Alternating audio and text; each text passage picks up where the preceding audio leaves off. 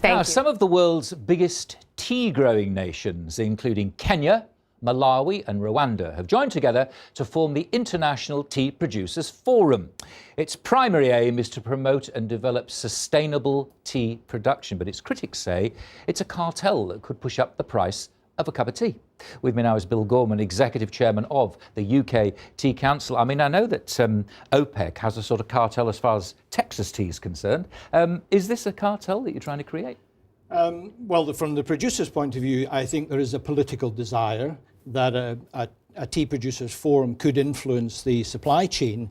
But I think the reality in the marketplace is that it is unlikely to do that in the same way that the OPEC cartel doesn't really influence. But you do want to sort of stabilise prices, don't you? Because it's a very fragmented market at the moment in terms of producers.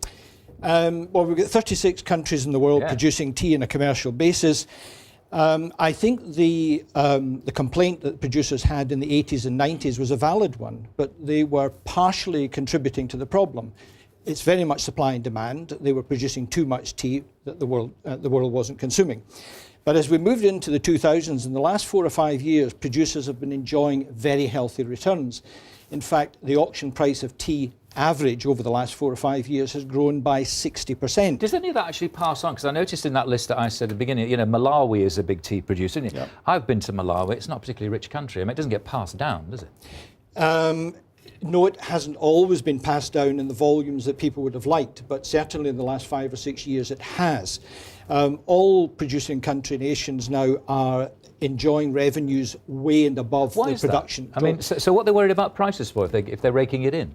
Well, as I said, it's a political aspiration to start with, and the reality in the marketplace is that some significant climatic changes in India, extended monsoon seasons, extended dry seasons in East Africa, have disturbed the normal supply route. So what we're seeing now is the gap between supply and demand closing to a point where tea buyers are going to make sure their pipelines are full, and that's keeping the price of tea up to its highest average level. So tea is a commodity, isn't it? Now, most commodity markets, which are the most basic things that countries, when they start to have markets, actually do, have futures markets. There's not one in tea. There isn't one in tea, no at all. Why not? I don't know the answer to that, but it's worked extraordinarily well. It's probably one of the most transparent industries, because almost all the tea in the world is sold through auction, so you can see exactly what quantity, what quality. So why don't people sell futures just like they do with anything else? Maybe they'll get round to it, and as the auction markets move to an electronic base, which is starting to happen in India, for example, maybe they will move that way. But just now, everything is through the hammer, transparent. You can see the prices, see the quality. And it actually, at the moment, is working extremely well for the producers. But just to return to my first point, it does really all happen, doesn't it? You know, once you start controlling prices go up, don't they? They do. Well, of course, those producing nations that you mentioned produce 2.5 million tonnes of tea a year. That's a lot of tea. There's still another 2 million tonnes being produced by other countries. So in the OPEC analogy that you were using, if you were fixing your price at $3, somebody's going to sell it for $2.70. Sure. Disturbing. Just give us an idea how big the market is. I mean, I've tried to find the figures. They seem to differ everywhere. It's huge, isn't it? In terms of global? Global, yeah. Global cups of tea. 4.5 million tonnes, 3 ounces, 3 grams a tea bag. That's a lot. In UK today, we will drink 165 million cups of tea today. We're only going to drink 80 million cups of coffee. And tea consumption is growing dramatically in Africa. As people's income levels rise. In India and in China, domestic consumption is growing at 5 to 6% per annum, where in the UK, in Europe generally, our tea consumption is flat. So it's other nations that are actually taking up the excess tea that was being produced. Are you a bag man, if I can put it like that, or are you a leaf man?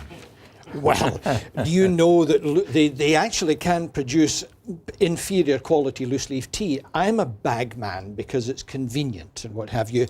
And right through Africa now, tea is being served through a bag, through Asia and what have you.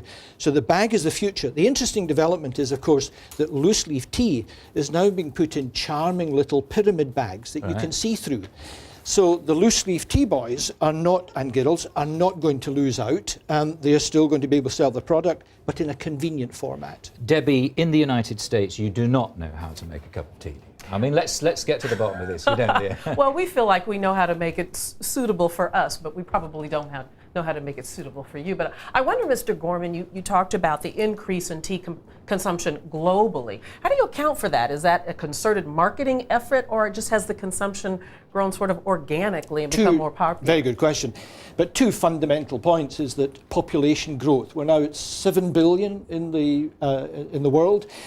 And in countries like India and China, where the rural poor have been moving up the economic scale, they're now buying tea that mothers and fathers and grandparents weren't able to afford some time ago. And the producers, the question about this Tea Producers Forum, I think, is a really good one, because we're not planting any more tea. In the next 10 years, it's estimated that India may actually be a net importer of tea. Wow.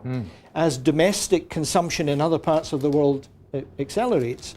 So we've got an interesting, when I come back here in 10 years' time, we may actually be having quite a different conversation about the supply and demand strategies for tea-producing nations. Shall we hold him to that? 10 years' time? We'll be there. Indeed. Bill Gorman, Yeah. thanks very much I indeed. want some pleasure. Earl Grey all of a sudden.